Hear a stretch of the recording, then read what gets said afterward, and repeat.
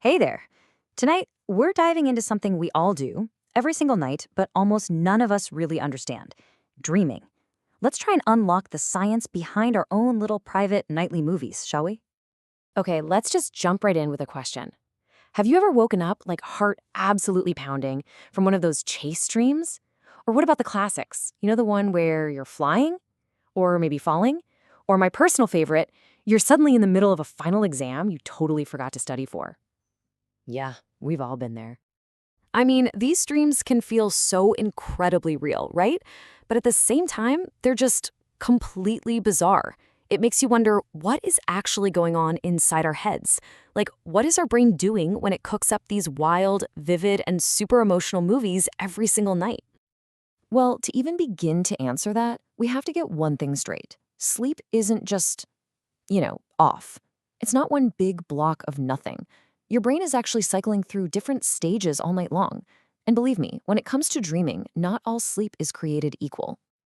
Okay, so basically, your sleep is a constant dance between two main phases.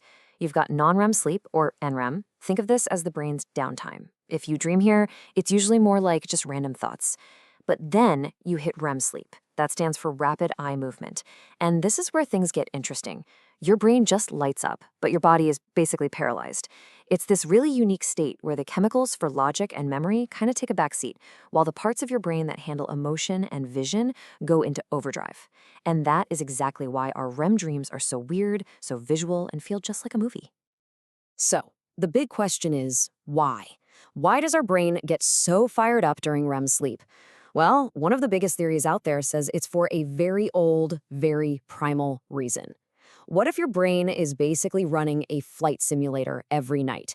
A flight simulator for danger. This idea is called the threat simulation theory. The core of it is that dreaming is an evolutionary tool for survival. It's like a built-in virtual reality system where our brain can practice and rehearse how to get out of dangerous situations, all without any of the real-world risk. Pretty clever, right?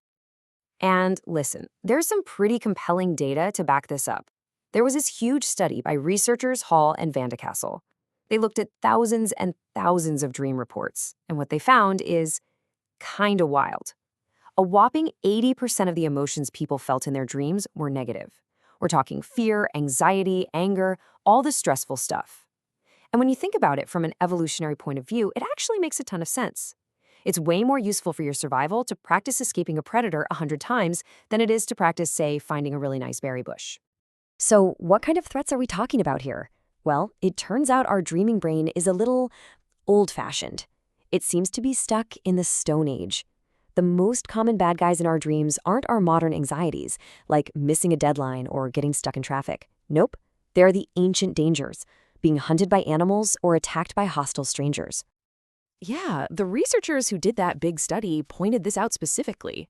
They wrote that when an animal shows up in a dream, it's almost always hostile. It kind of seems like in our dream world, at least, nature is definitely not our friend.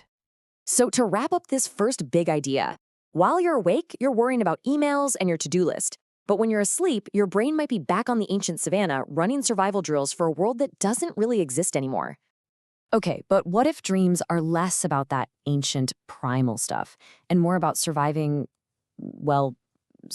today, our complex, modern, emotional world? That brings us to our second major theory, dreaming as a form of nightly therapy. This idea suggests that dreaming is how our brain sorts through all the feelings from the day. It helps us deal with tough experiences, kind of file them away properly, and just generally keep ourselves on an even keel emotionally. So it's not about escaping a saber-toothed tiger, it's about getting over a bad day at the office or a fight with a friend. And just like the first theory, there's some really good evidence for this one too. A researcher named Rosalind Cartwright did this fascinating study on people going through a divorce, and what she found was pretty amazing. The people who actually dreamt about their ex-spouse, who were basically working through the breakup in their sleep, were doing much better a year later. They were less depressed and just better adjusted overall. And what's maybe even more surprising is that this isn't just for bad stuff. A psychiatrist named Ernest Hartman noticed that even when something great happens, like getting married, people are more likely to dream about the little anxieties around it, the planning, the family stuff, than they are to just dream about the pure joy of the event itself. It's like our brain is always looking for the problem to solve. So, Where does this all leave us? We've got two really strong but different ideas. Is dreaming an ancient survival tool, or is it a modern emotional tool? A boot camp or a therapy session? All right, let's just quickly recap the two big functions we've talked about. First, you've got threat simulation, that's the ancient hardware for physical survival, and then you have emotional processing, the modern software for psychological well-being. So the next time you wake up from a really vivid dream, just stop and ask yourself, was my brain running a survival simulation, or was it giving me a free therapy session? The coolest part, the real answer is probably not one or the other. Maybe it's both.